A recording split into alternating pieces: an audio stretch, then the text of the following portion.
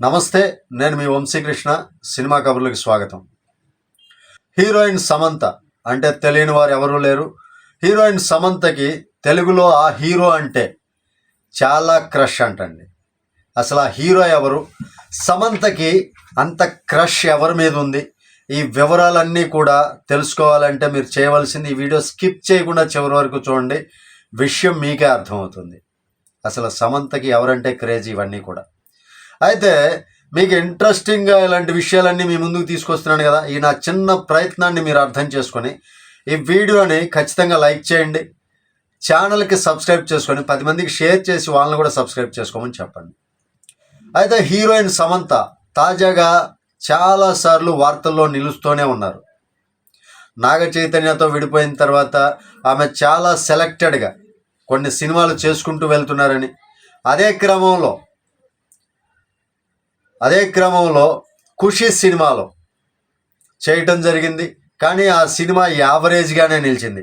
అయితే తన ఆరోగ్యం సహకరించక తను సినిమాలు ఏమీ కూడా చేయలేని పరిస్థితుల్లో ఉంది. అందుకనే ఆమె దగ్గర ఇప్పుడు ఒక్క సినిమా కూడా లేదంటే మీరు నమ్ముతారా? ఒక్క సినిమా కూడా చేయటానికి లేదు. అయితే ఆమె మాత్రం సోషల్ మీడియాలో చాలా యాక్టివ్గా ఉంటూ ఉంటారు.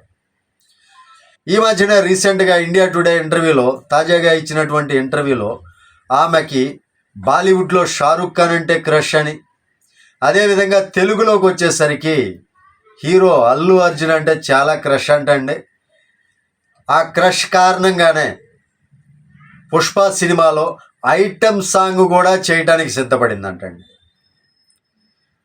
తను పుష్ప సినిమాలో ఆ ఐటమ్ సాంగ్ చేయటానికి కేవలం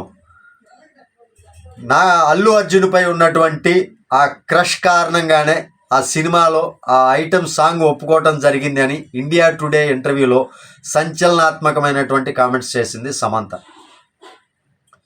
అల్లు అర్జున్ గారి యాక్టింగ్ బాగుంటుందని, చాలా వైవిధ్యభరితంగా అతను చేసేటటువంటి యాక్టింగ్ అంతా కూడా చాలా ఇష్టమని, అందుకే తనంటే చాలా క్రష్ అని, ఆ క్రష్తోనే ఆ సినిమాలో అలాంటి పాట కూడా చేయటానికి సిద్ధపడ్డానట్లుగా చెప్పింది.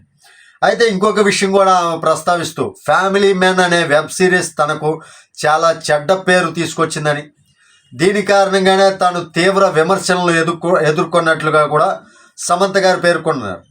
అయితే ఆ సినిమాలో తన నటన వల్ల ఎవరైనా ఇబ్బంది పడి ఉంటే క్షమించాలని కోరింది. ఈ వెబ్ సిరీస్ కారణంగానే సమంత నాగ చైతన్యుల మధ్య అభిప్రాయ భేదాలు రావటం కావచ్చు, విడిపోవటం కావచ్చు, ఇవన్నీ కూడా జరిగాయని ఇండస్ట్రీలో టాక్ అయితే నడుస్తుంది.